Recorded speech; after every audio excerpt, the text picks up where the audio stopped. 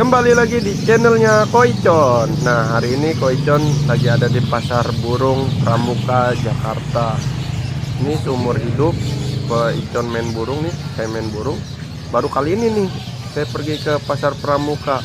Tadinya cuman lihat di YouTube, lihat di berita-berita burung gitu. Ternyata baru hari ini bisa main langsung di Pasar Burung.